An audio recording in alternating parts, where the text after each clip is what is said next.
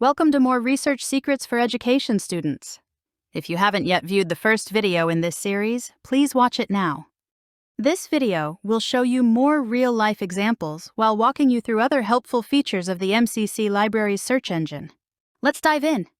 Librarian Rachel was still looking for books to include on the recommended sources page of this course's research guide. She typed in the phrase, "response to intervention" to start a broad search. She received 225,000 results. The first page looked really great, with lots of promising books. Rachel clicked the Save button next to each item to mark the ones she was interested in, which created a temporary list. In the MCC Library search engine, books are usually shown first, followed by articles. If you are looking specifically for articles, which are also great sources for your presentation, go to the filters on the left side of the page and check the box next to articles. And if you learn best by watching videos, the MCC Library has many educational videos. Rachel thought perhaps she should include some on the research guide, so she added the video filter. The first video looked pretty good, so she clicked the Save button to add it to her temporary list. However, as she skimmed the rest of the results, she realized she had made a mistake. Look at result number 5. It's about the rise of the terrorist group ISIS, which has nothing to do with response to intervention and education. So, why was it included? Look closely. Some of the video's chapters include the words response and intervention. These words are also used frequently in the military. This video appeared in the list because Rachel forgot to put quotation marks around her search terms. Even librarians make mistakes. This is why you should always put quotation marks around a search phrase made up of 2 or more words.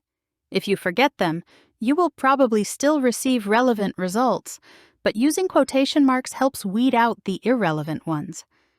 Rachel went back and added quotation marks to her search terms. Doing so reduced her video results from 33 to 8, but now she was certain that every video would be about response to intervention in education. Let's see how adding quotation marks to Rachel's search terms affected all of her results, not just the videos. She removed the video filter by unchecking the box. Her results were reduced from about 225,000 to about 5,000. That's much better. Because response to intervention is a strategy that has had lots of research published about it, Rachel decided to use Boolean search strategies to narrow her search. She could add the term "and" in all capital letters, and a specific type of school or student. She could add elementary, middle, secondary, early childhood, special education, or even the subject area, like mathematics or reading. Rachel searched response to intervention and elementary and mathematics and found some great results. She saved the first book to her temporary list. She decided she was done searching, so she knew she had to move her saved items from a temporary list to a permanent one. At the top of the page, she clicked Saved Items. The yellow banner told her these items were saved temporarily and that she needed to sign in to save them to a permanent list. To log in, use the same username and password that you use for Brightspace. Once she signed in, Rachel clicked Create List. She named her new list Teaching Strategy Research for Education 1301. Then she clicked Save. Now her items were saved permanently. But where did they go? Personal lists are saved under My Account, so she clicked there and selected Saved Lists. And there it was. Here's one last research trick before you go. The MCC Library search engine can create citations for you. Just click the Cite button at the top of your list.